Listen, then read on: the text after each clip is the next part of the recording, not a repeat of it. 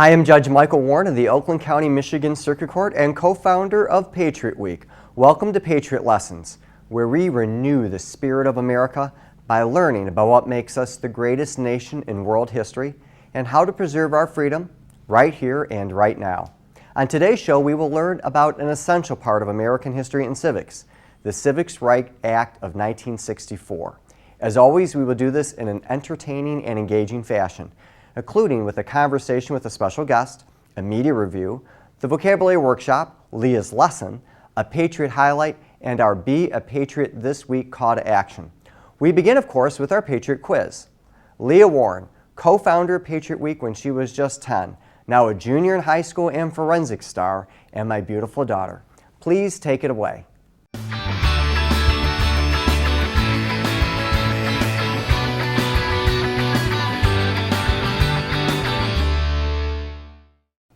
Thanks, Dad. Here are Patriot Puzzlers. Number 1. When was the Civil Rights Act of 1964 signed into law? Number 2. Who was the president that signed the act? Number 3. The act barred segregation with respect to what? Number 4. How were women added as a protected class to the 1964 Act? And number 5. What first principle does the Civil Rights Act of 1964 best embody? Pay attention. The answers will be revealed throughout the show. In a minute, we'll be back with an illuminating discussion with my dad and his desk, and I will see you in a few minutes with the vocabulary workshop and Leah's lesson.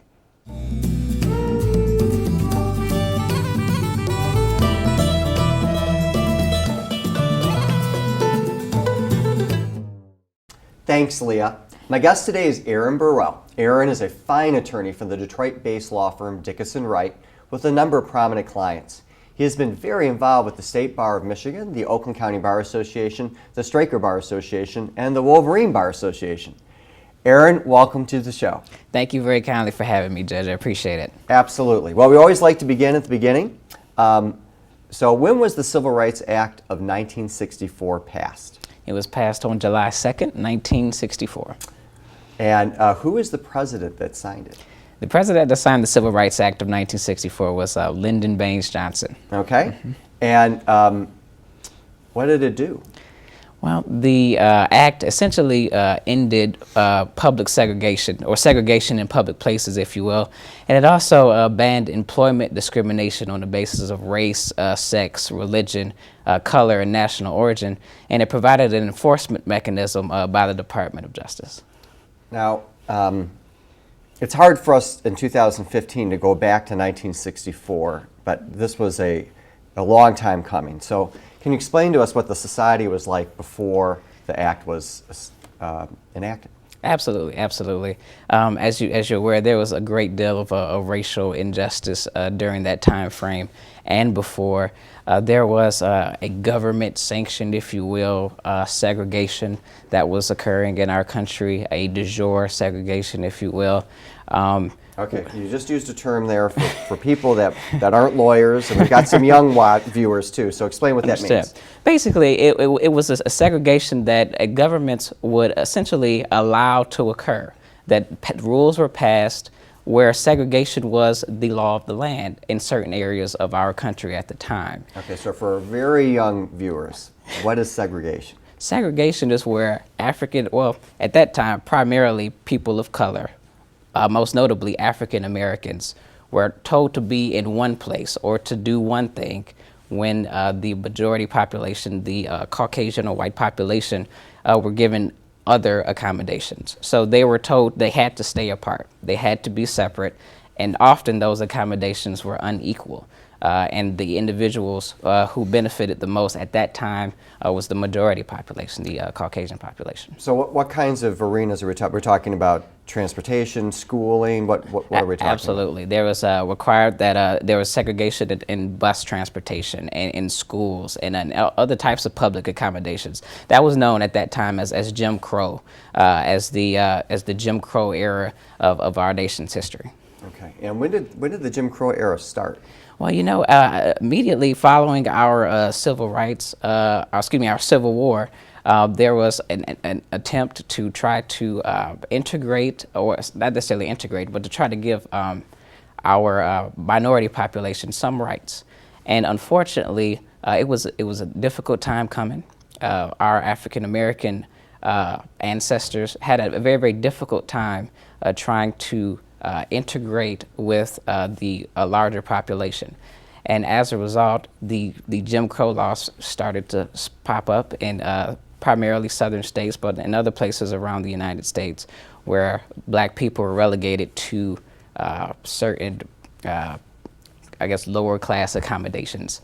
And there was no way, essentially, to provide the equal access to these accommodations that our Constitution guaranteed them. So we had a civil war, there were like 600,000 casualties, ripped the country apart.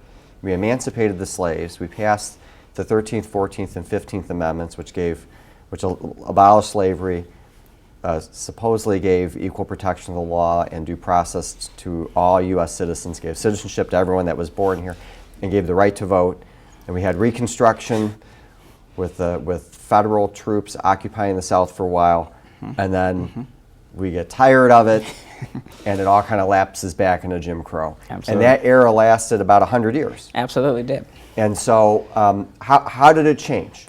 Well, I think one of the most important events that occurred that kind of started the Civil Rights Act as we know it today was when a young lawyer and the National Association for the Advancement of Colored People, the NAACP, they brought a case that we know today as Brown versus the Board of Education of Topeka, Kansas. And there in 1954, the Supreme Court ruled that the separate but equal doctrine from a prior Supreme Court case, Plessy v. Ferguson, was not appropriate under the United States Constitution. And as a result, we had a new rule of the land, which is essentially you cannot segregate on the basis of race. And we took that decision and they applied it largely throughout the population. And what we ended up doing was, the people who were involved there, we went from that decision to the Montgomery bus boycotts, where Rosa Parks decided she didn't want to give up her seat, and her arrest was a catalyst for the civil rights movement. Martin Luther King Jr. was a leader in the Montgomery bus boycotts in 1955.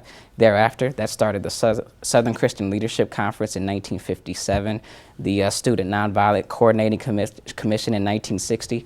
All of these nonviolent acts led up to the 1963 March on Washington for Jobs and Freedom, where, as we all know, Martin Luther King gave us our I Have a Dream speech. And that I Have a Dream speech, he declared at the end, he said, we hold these, he quoted the Declaration of Independence and said, I have a dream that one day this nation will live up to the true meaning of its creed. We hold these truths to be self-evident that all men are created equal. That was a catalyst for change in society and as well as the government. And after that 1963 speech, our 1964 Civil Rights Act came to be. Very good. So that was a quick review. We're going to scratch the surface here. I want to focus on one other thing. I know we've been talking about race, and obviously that's very important, but you had mentioned earlier the 1964 Act also deals with religion, deals with gender, and national origin. And the introduction of the protection for gender is very interesting. Can you touch on that? Yeah, there was actually a congressman from Virginia, Judge Howard Smith, who introduced an amendment to the act to essentially allow women to be a protected class under the Civil Rights Act. He did it, historians believe, to actually defeat the act. He didn't actually want the act to pass, but due to the vigorous... It was like a poison pill. You thought exactly. If you got it in there, that a majority would eventually not vote for the entire act. Right, okay. Right. He believed that, if you add women to the protected classes, people wouldn't support it. But through the vigorous support of a congressman from Michigan, Martha Griffiths, the amendment passed and the overall act did as well. Interesting. We're almost out of time, but tell us, why is the history of the Civil Rights Act important to us today, decades later? It's important for a variety of reasons. The first is because I think today, for example, I feel like you have to know why it is that you enjoy the freedoms that you enjoy today. I feel personally that the sacrifices that those individuals made in 1955 and thereafter is the reason that I am enjoying the successes and things and the opportunities that I have experienced today. So it's very important to know our history in that regard. And then it's also important because we're not done. There are certain injustices that are still occurring today, and the Civil Rights Act gives us the blueprint, if you will, to continually affect change in a positive way for generations to come. Well, Aaron, that was very good, and it was a very illuminating discussion. Thank you so much. God bless you, and God bless your family. Thank you, Judge. Fellow Patriots, it is time for Leah's Vocabulary Workshop, presented by Patriot Week's co-founder, Leah Warren. Leah, please expand your vocabulary.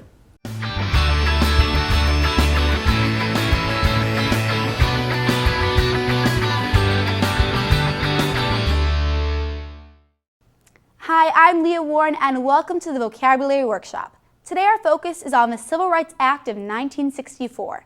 For this episode of the Vocabulary Workshop, I chose to define and highlight the word momentous and why it pertains to this act. First, let's define what the word momentous means.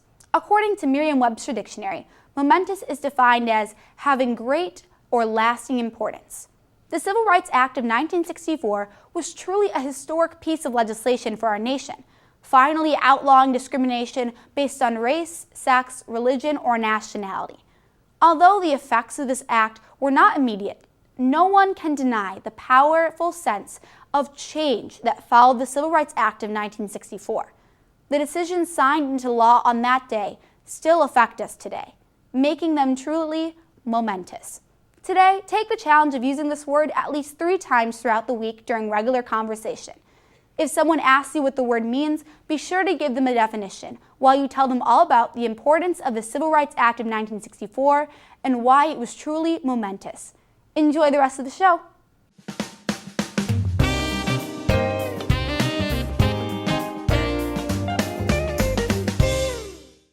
Hello, my name is Sabrina Cronin.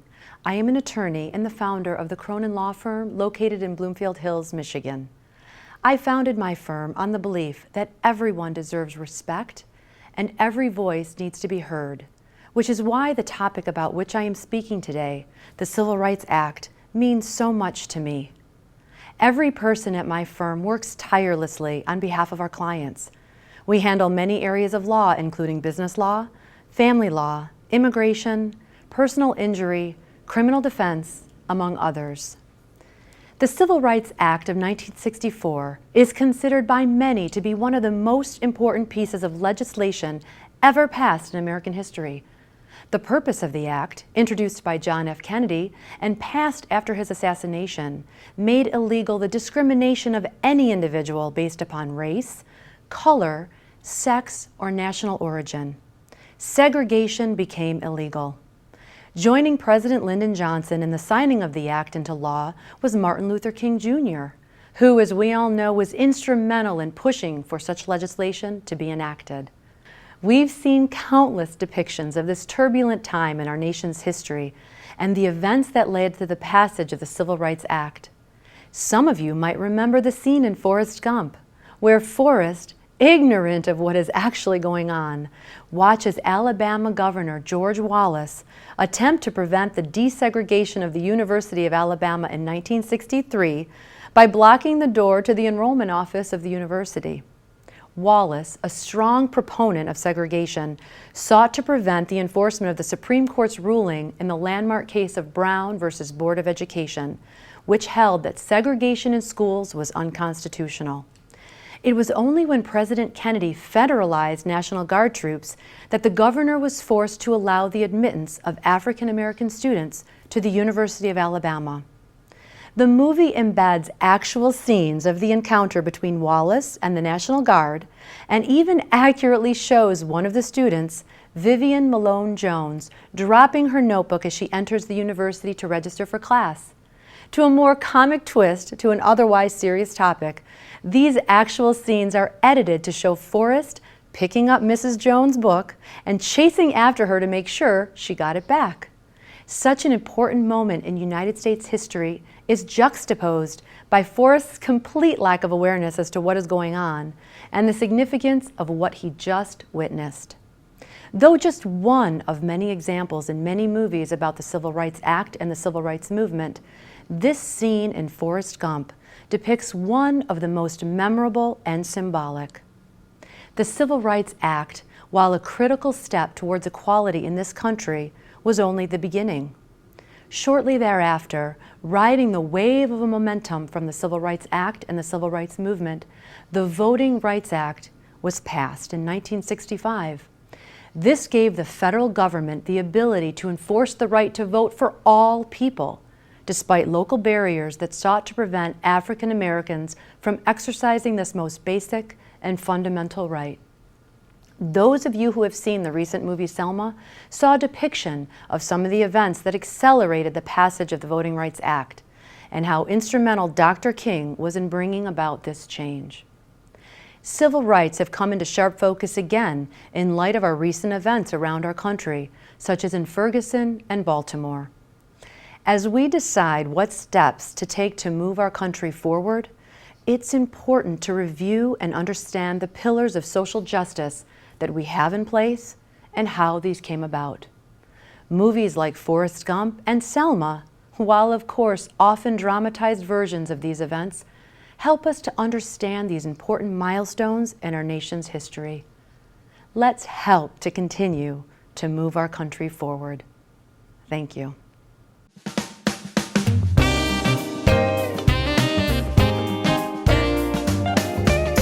Hi, I'm Leah Warren and welcome to Leah's Lessons. Today our topic is the Civil Rights Act of 1964, one of the most important pieces of civil rights legislation passed in our country's history. What I want to talk to you about today is a little bit about the background of the act, the impact it had immediately on society, and its importance in our country today. Let's begin. First and foremost, to truly understand the importance of the Civil Rights Act of 1964, we have to talk about the 1960s. By this time period, the civil rights movement in America was at its peak, with key events including the Woolworth department store sit-in in North Carolina, the burning of the Freedom Rider bus, Dr. Martin Luther King's letter from a Birmingham jail, and the March on Washington.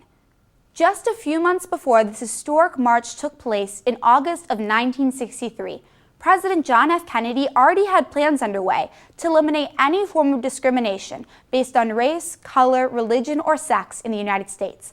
He proposed the idea for this bill on June 11, 1963, to the House of Representatives, with the intention of giving all Americans the right to be served in facilities which are open to the public: hotels, restaurants, theaters, retail stores, and similar establishments. However, JFK would never live to see his vision become a reality. Only 5 months later, President John F. Kennedy would be assassinated in Dallas. Although it seemed that his bill for civil rights would die with him, his successor, Lyndon Johnson, believed that, quote, no memorial, oration, or eulogy could be more eloquently honor President Kennedy's memory than the earliest possible passage of the Civil Rights Bill for which he fought so long, end quote. On July 2, 1964, the Civil Rights Act of 1964 was finally enacted, and major changes to the American lifestyle began to go into effect. The act includes some of the most historic decisions in support of civil rights in United States history. The list of accomplishments includes an outlaw on discrimination based on race, color, religion, or national origin in areas of public accommodation, and the requirement of desegregation of schools. Although all the intentions of the acts had well-meaning, there were several problems with the legislation. The most significant problem was actually in Title I of the act. Although the legislation removed unequal application of voter registration requirements, it failed to eliminate literacy tests and other methods used to discourage black voters, especially in the South, from coming to the polls. After the Civil Rights Act of 1964 was passed, many believed that America would quickly shift in the right direction. However, as most American history has taught us, historic changes like this one are often painstakingly slow and fought with intense oppression.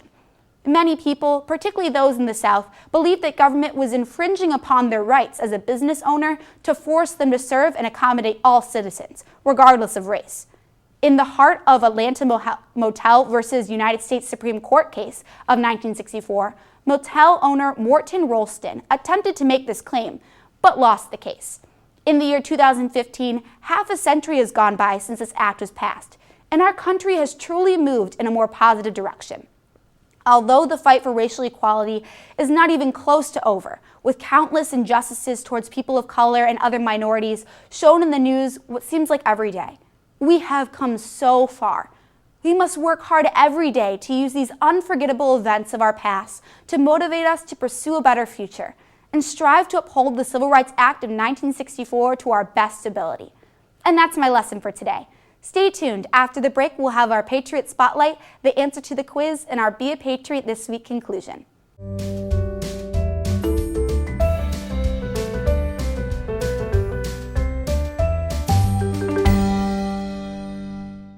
Welcome back, my fellow Americans, to Patriot Lessons, where we renew the spirit of America by learning about what makes us the greatest nation in world history and how to preserve our freedom right here and right now. I am Judge Michael Warren of the Oakland County, Michigan Circuit Court, co-creator of Patriot Week, and we are back for our Patriot Spotlight. The spotlight today is on the Radical Republican Congress. The Civil Rights Act of 1964 was not the first time that Congress acted to protect civil rights. After the Civil War, the Congress was dominated by the Republican Party, in particular by those who were termed the Radical Republicans, those who deeply cared about the welfare of the freed slaves, establishing support for them, and protecting the civil rights of African Americans. Their efforts were opposed by the Democrats in Congress, and more importantly, by President Andrew Johnson, who took office upon Lincoln's assassination. The Radical Republicans were led by Pennsylvania Representative Thaddeus Stevens and by Massachusetts Senator Charles Sumner. In 1865, the Congress passed the first civil rights bill in history. Johnson vetoed it. The Congress passed it again in 1866, and Johnson vetoed it again.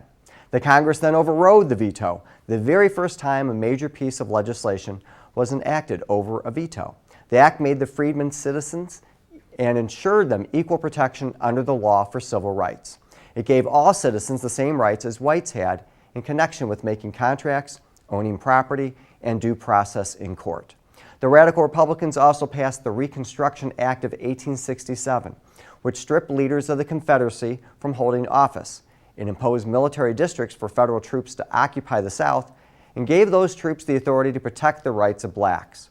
In the spring of 1868, it became obvious that President Johnson was obstructing all the efforts by the Radical Republicans to protect the rights of the freedmen. The House of Representatives impeached Johnson, the first president so impeached.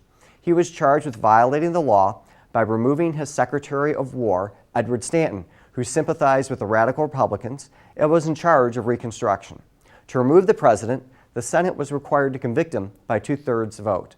They fell 1 vote short. Because some raised the concerns that the Civil Rights Act of 1866 was unconstitutional, language grounding the act in the Constitution was placed in the 14th Amendment, which the Radical Republicans ensured was ratified on July 9th of 1868. The 14th Amendment ensured equality under the law, due process for all, and citizenship for all Americans. Soon, the Radical Republicans gave all men, regardless of race, the right to vote when they spearheaded the adoption of the 15th Amendment, which was enacted on February 3rd of 1870. The Congress then reenacted the Civil Rights Act of 1866 on May 31st of 1870 as part of the Enforcement Act of 1870, also known as the Civil Rights Act of 1870 or the first Ku Klux Klan Act. That act gave the President authority to enforce the first section of the 15th Amendment, which again gave people the right to vote. With Reconstruction, momentous changes happened, including about 1,500 blacks taking local office in the South and the election of the first black U.S. senators and congressmen. However, those gains were short-lived when Reconstruction ended, when a corrupt deal was made in which the Republican candidate for president was declared the winner in the 1876 presidential election, in exchange for the withdrawal of federal troops from the South. Soon, Reconstruction unraveled, and the rise of Jim Crow laws in the South oppressed black voters and re-engineered segregation. However, the era of Reconstruction under the leadership of the Radical Republicans was a beacon of hope for generations, and its legacy came to fruition with the passage of the Civil Rights Act of 1964 and similar legislation. The Radical Republicans stood for freedom and are shining examples of what men of goodwill can do if they fight for what is right. However, they are also an example of how those gains for liberty can be quickly lost to the forces of history. Remember them well.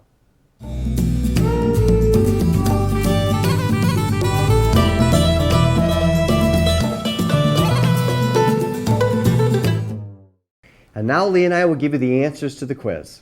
Thanks, Dad. Here are our Patriot puzzlers. Number 1. When was the Civil Rights Act of 1964 signed into law? July 2nd, 1964. Number 2. Who was the president that signed the act? Lyndon Baines Johnson, LBJ. Number 3. The act barred segregation with respect to what? Well, the act ended segregation in public places and banned employment discrimination on the basis of race, color, national origin, and sex. Number 4.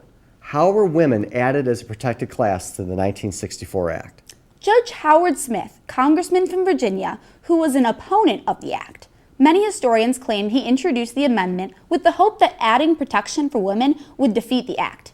In any event, with the vigorous support of Michigan Congresswoman Martha Griffiths, it passed. Number 5. What first principle does the Civil Rights Act of 1964 best embody? Equality.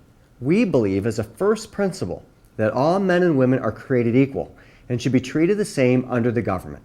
As the Declaration of Independence declares, we hold these truths to be self-evident, that all men are created equal.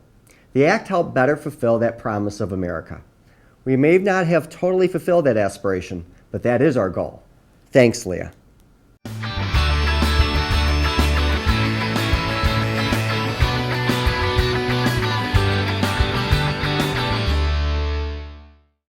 You have just learned a great Patriot lesson about the Civil Rights Act of 1964. Take this knowledge and be a patriot this week and all the weeks of your life. As the highlight of the radical Republicans revealed, gains that are made for freedom do not always remain. We must stand up for our liberties, or they can be lost in an election or worse. Explain to others, teach your family that equality is a precious first principle that we can never take for granted. Make sure our public officials honor equality for all. Keep our freedoms alive. This is our right as Americans, and it's our responsibility to do what we can to make America and the world a better place for all. Until our next Patriot lesson, God bless you and God bless America.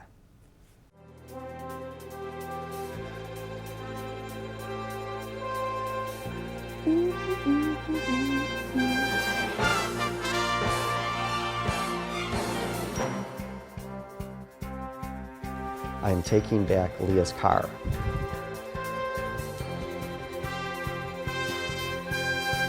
What did I do wrong?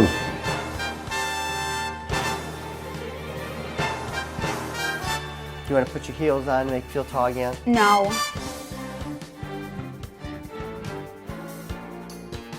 Should have worn some fuzzy socks.